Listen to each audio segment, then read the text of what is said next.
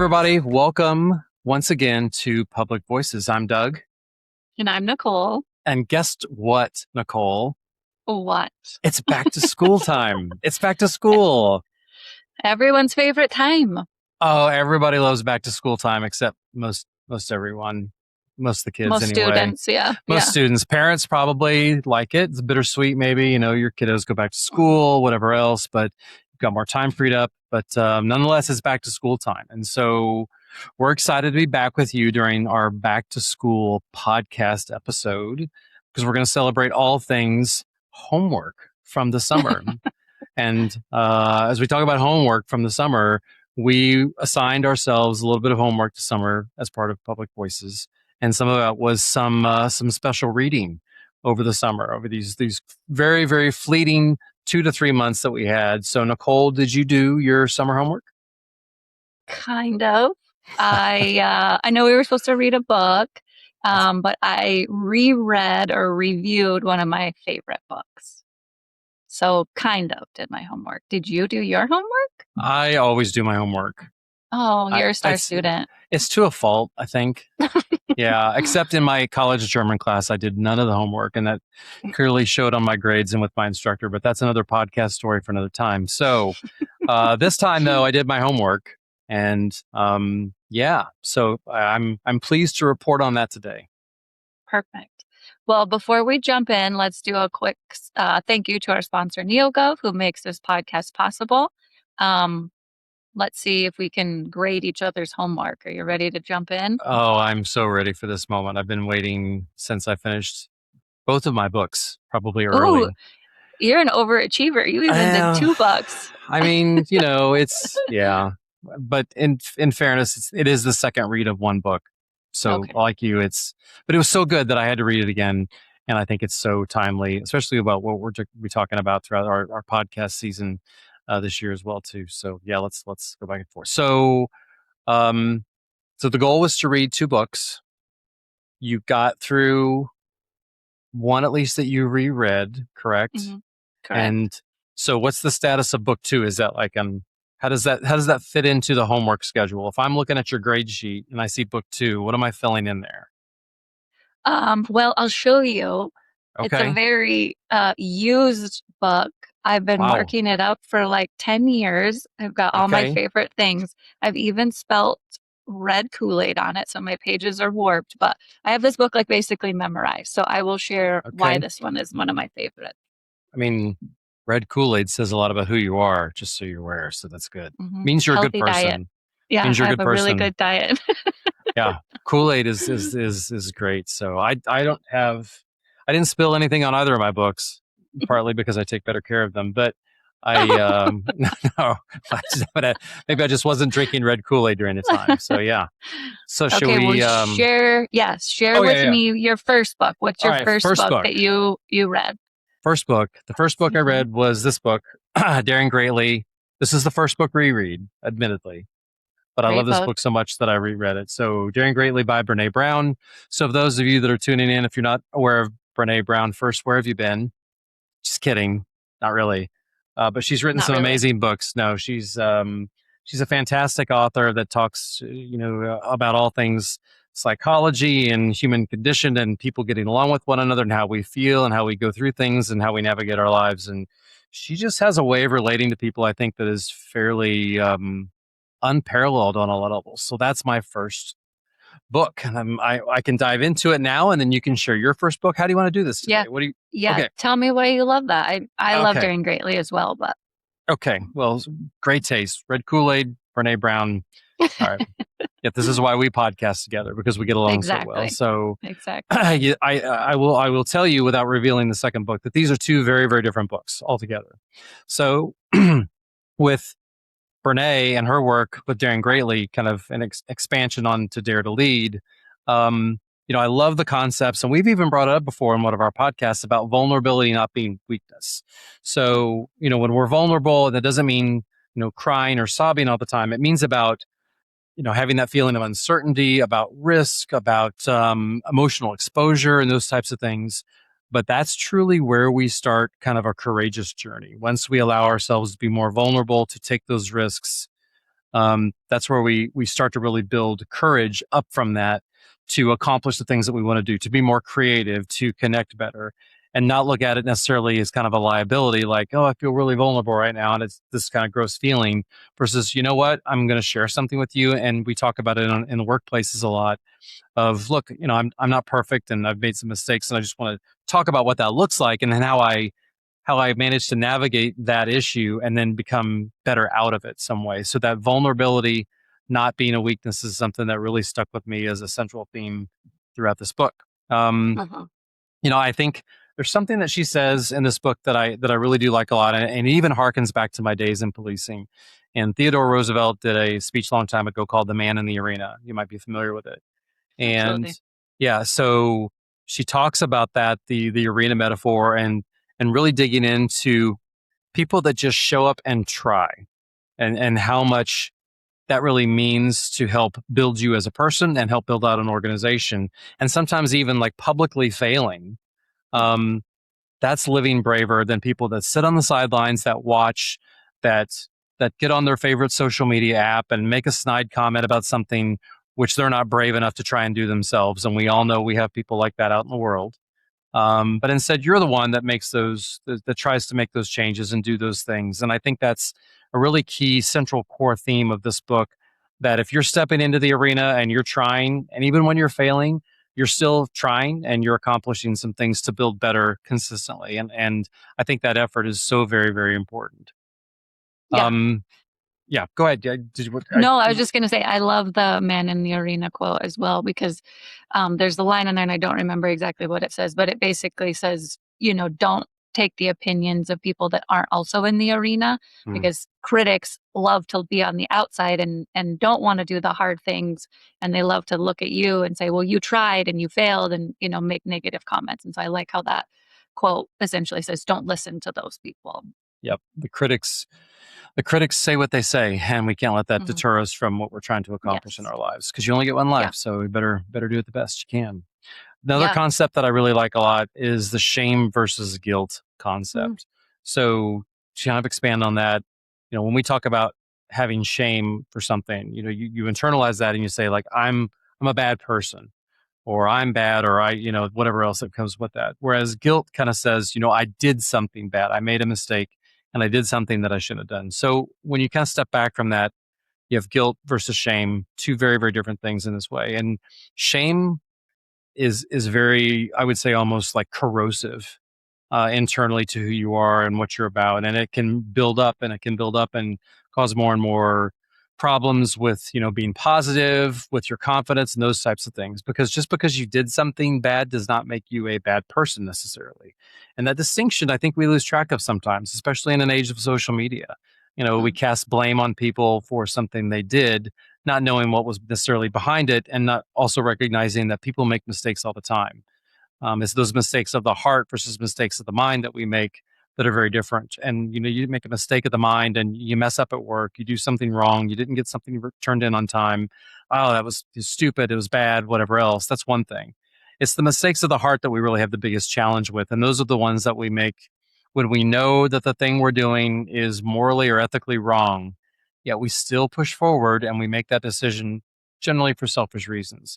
Those are the ones that we really have to be a little more concerned about. So those are some of the big takeaways that I took from that particular book. And there's so many different things about courageous leadership and vulnerability and armor that we wear, that we protect ourselves from. Obviously it's not physical armor that we wear, even though in policing, we had two types of armor we'd wear to work. We'd wear the physical armor, the bulletproof vests, the gun belt, all the tools, all the things that we do, because you get into bad situations. Sometimes you have to be protected. But we also wear a really distinctive psychological armor that we put up because of the things that we go to time after time again. And you have to be a little, I don't want to say immune to it, but you have to have some level of, this is part of this, and then I'm going to go to the next thing and the next thing and the next thing. And the same way with, our dispatchers, minus of course the physical armor, because they're not on the field. But that psychological armor is even tougher probably for them in some ways, because they're not physically connected to whatever's happening. Our first responders see this all the time. So that physical armor versus psychological armor is definitely a thing. But there's so much in this book that I love. You could probably figure that out because I've literally not stop talking for like 5 minutes. So big fan of Brené Brown. I'm curious as to what you think of the book. So I love Daring Greatly, and I think you just nailed it. I think a lot of books, you just have one or two little nuggets or takeaways to consider, but a Brené Brown book, you usually have like 15 to 20 nuggets to take away or things to consider and reflect on. And the armor one is huge for me too, because I really appreciated that she explained in Daring Greatly that when you wear that armor to shield yourself from negative emotions, you're also then shielding yourself from joy and happiness. That the armor is deflecting all emotion, not just the bad, which is what we think. We think we're just, protecting ourselves from bad emotions. But she says, no, the research shows you're actually shielding yourself from feeling good things as well. So you have to let that go and take that down sometimes. Yeah, for sure. So yeah, Daring Greatly, 100%. Great book. Great. 2 thumbs up from Public Voices Up. 5 Podcast. Stars. 5 stars. Just like our rating. Yeah, 5 stars. Love All right, it. well, what's your first book rebook? Okay, my first reread, which I've read multiple times, is Big Magic by Elizabeth Gilbert. So Liz Gilbert is best known for Eat, Pray, Love. And everyone knows that book, but she actually has a lot of other fiction and nonfiction books that, in my opinion, are better. I am a huge fan of Liz Gilbert. She's kind of my guru. I've literally followed her around the world to listen to her speak. I heard her speak in Amsterdam. I went to a writing retreat with her in the Georgia mountains. But Big Magic is about creative living. And a lot of people think that creativity is tied to art. So painting or poetry, but Liz describes creativity as just simply following what you're curious about. And so that could be anything. That could be, I'm curious about mountain biking, or I'm curious about going to the gym. And so it's just kind of not letting yourself be limited in your life. And the stickler is, in this book, you can't let fear control your life. So a lot of people, when they're curious, fear kind of shuts that down and says, no, you don't need to ask those questions, or that's stupid. You shouldn't, want to sign up for that class or join that club. And so fear really drives. And so she talks about fear is always going to be a part of your life, and fear is always going to be a part of creativity, but you have to kind of shut fear down and say, you can't control this scenario. One of my takeaways from this book, it's an interesting concept, but she has this idea that ideas are just floating around and they attach themselves to you, and you are kind of the body to make those ideas come to life.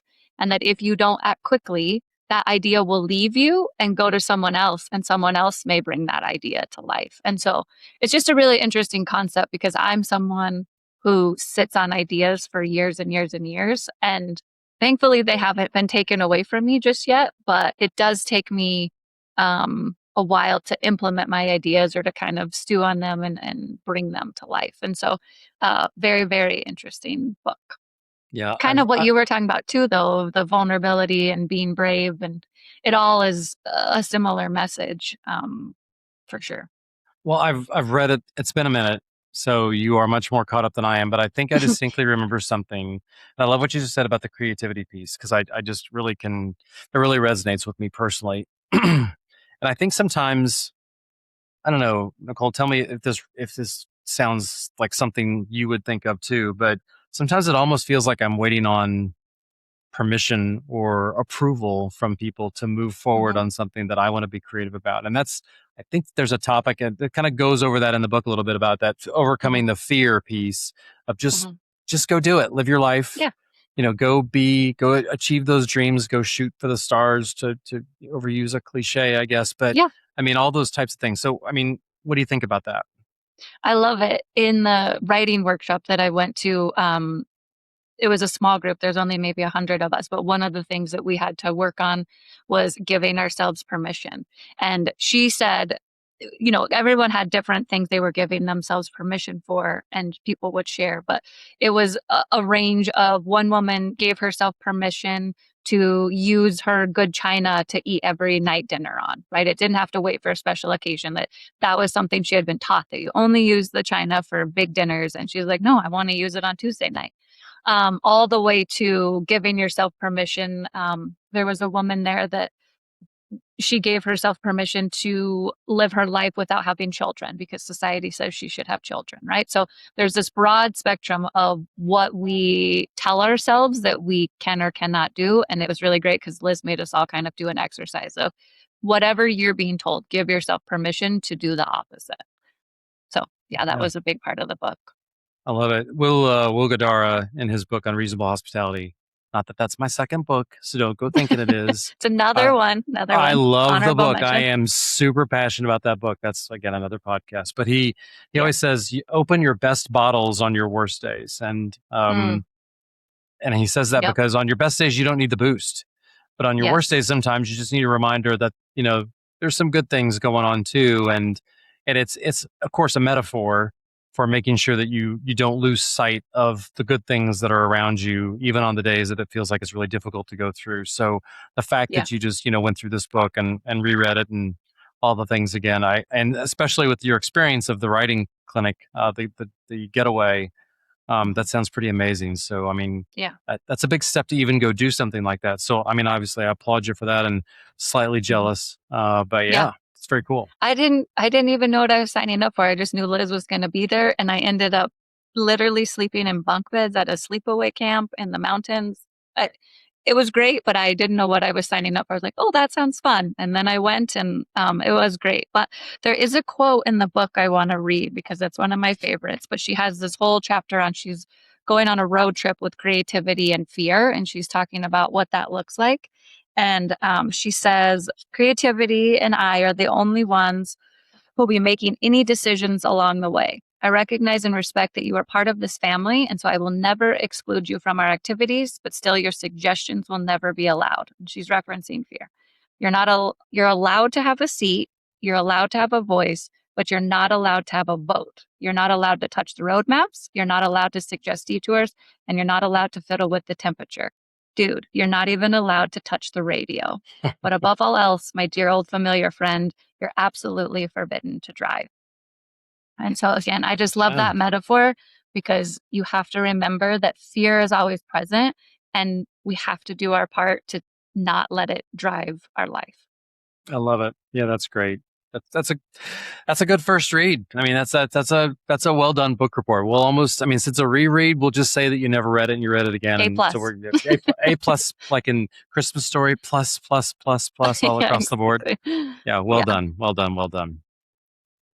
All right, for my second book. Yes, here we your go. honorable mention. Right, so I got to reach over here. So this is a book by Dan Martell called Buy Back Your Time, which is nothing at all like Brené Brown's book. Far from it, actually. It's a little more in the weeds about dealing with kind of looking at who you are and how you've built yourself out and really what you look at in terms of what you're trying to accomplish in your life and how you're going about, accomplishing those types of things. So the reason for this book is because, and my boss tells me frequently that I overcommit on things. And it's like, sometimes you do a little too much. Maybe sometimes you should prioritize certain things and, just focus on what's the most important thing in the moment, the most important thing to you long term, and what are your goals? And when we set those goals, what's that really look like? And I think in this book, it really gives you almost it kind of shifts your mindset a little bit more to talk about, I never framed it that way necessarily. And there's something called like this, what's called the drip matrix. And it's DRIP stands for delegate, replace, invest, and or production, something like that. So it's kind of what actually deserves your time. That's kind of the start of the filtering process. But then it also talks about, one thing I love is the 10-10-10 rule, which is, will this decision matter in 10 minutes, 10 months, or 10 years? And that sometimes is what you need to use your energy for right now. Or is it even going to matter at all? Yeah. Furthermore, I think something that really, really makes me think a lot about, how I use my time and what I do and how I do it, I think is, what are the things that I do that energize me, that I love, that I'm passionate about? What are the things that maybe I just do because I just have to do them, like things you just have to do? But then what again are the things that absolutely drain me? What are the things that I see it on the calendar a week out and I'm like, oh, I'm dreading this moment. I don't want to go to this. I don't want to do this, whatever it happens to be. Um, and then kind of looking at where I stand with those things, like how many things do I have that truly energize me? And I love going back to your first book specifically about, having those dreams and that creativity piece. Cause I like to be a creative person. I mean, I like to write and do those kinds of things too. And I will tell you that stuff is very energizing to me. So if I could spend my day doing those things, that would be obviously very high on the energizing charts. But we all know we have reality. We have to do certain things in life. Got to pay the bills, blah, blah, blah, all the other types of things too. So it's just really an assessment of where I am right now, sort of a pulse check, if you will, as to do I do enough for me that's energizing to me to recharge the batteries, so to speak. So that's kind of some takeaways I had from that particular book. And I'm bad at this and I cannot do it all. Although I will try and be that guy. And as cops and police chiefs, I can talk to many of my former colleagues that are still out in job, and we're fixers. We want to fix things. So we go to this, but you can't fix everything. And you can't do it all the time. So I don't know, Doc, tell me what your thoughts are here as I sit on the couch and I tell you all these things. I love it. I am someone who is mindful of time as well, because I think you can just get in your routine and then 6 months, a year, 2 years have passed and you're like, wait, where did that go? What did I do this year? And there's this really great video I will share with you on YouTube, and we can share it in our comments. But it's an interesting visual, but it's jelly beans, and it takes every hour of your life. And it says, we all have, I don't even remember, like 2 million jelly beans. And then it says, and you spend X number of jelly beans bathing, you spend another X number of jelly beans in traffic, then you spend this much eating. And so it takes all these jelly beans away for all the things we have to do, work and church. And then you really only have a small pile of jelly beans left to do what brings you joy or to do what energizes you. And so it's basically like, be mindful of your jelly beans and where do you want those very scarce jelly beans to go? And do you want to use them for things that bring you energy or things that kind of suck the life out of you? And when you watch it, you're like, oh, of course, I want to do all the things that bring me energy. But like having that book or having those reminders to say, okay, wait, I need to pause and check myself. And am I spending my time where I want to spend my time? Is a really good habit to have. Yeah, there's a part of the book that talks about what's called a buyback rate. And basically it's like this calculated hourly view of your time. Like how much is an hour of my time, quote unquote, worth? And I don't mean your salary at work necessarily. I mean, just, if you look at your day, how much do you value your time? Like what should you be worth per hour? And then you use that gauge to decide whether you're going to outsource a task or whether you're going to do it yourself. And so when you get to the jelly beans, which you just mentioned, how many of my jelly beans am I going to use up for this project at work or personally or whatever it happens to be? And is it necessarily worth that many jelly beans, that buyback rate? Or can I outsource it and somebody else do it? And then I can free myself up to do something that maybe I'm more passionate or more energetic about. So I love that crossover. Yeah, no, that's great. That sounds like a really interesting. I'd never heard of that book. That sounds like a really good one. It's a great one. I wrote it down to add it to my list. And no Kool-Aid yet. Just saying. Because you take better care of them than me. I'm just saying. Okay, so my honorable mention, full of Kool-Aid stains, is What to Do When It's Your Turn by Seth Godin. So Seth is a business and marketing guru, kind of like Liz. It's very opposite of Liz. He has a lot of excellent books. Purple Cow, Lynchpin. He has a new one coming out about solving problems. But I just love this book because it's a picture book and you can literally just flip to any page and get a random little nugget and have just like a one thing to ponder. And I've actually created multiple employee training classes out of this book because there's just so many little good things. I'm like, oh, you could really expand on that idea and teach that to staff and help them. There's a lot of stuff about using your voice.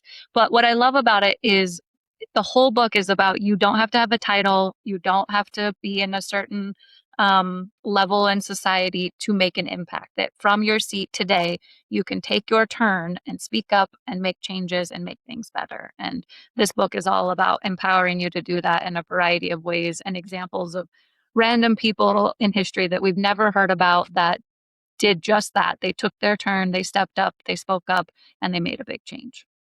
I love it. Yeah, those are two different books. Those are two totally different books, but yet I do see some connections between the two.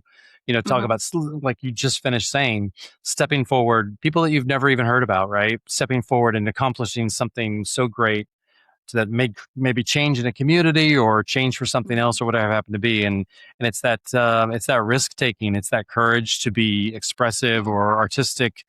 Again, not necessarily painting the picture, but we all get what we're talking about here. So I love that connection between the two. I see a theme in some of the things that you like to read about that. Giving yourself permission, right? You give yourself permission to be a leader. Yeah. And being creative in the process.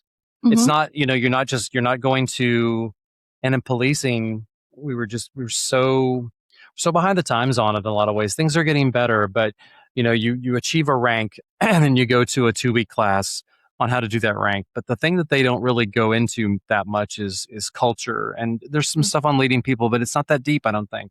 At least in my experience, it was never that deep. So I think when you take it a step further along the lines of the books that you read and I read, I think there's so much more opportunity to really engage with the people that we work with, especially those that we're lucky enough to lead, to really try and see, what are their aspirations? What do they look forward to? Why do they come to work? All those types of things too. So I think that's exciting, right? I mean, that's energizing, I think, for us.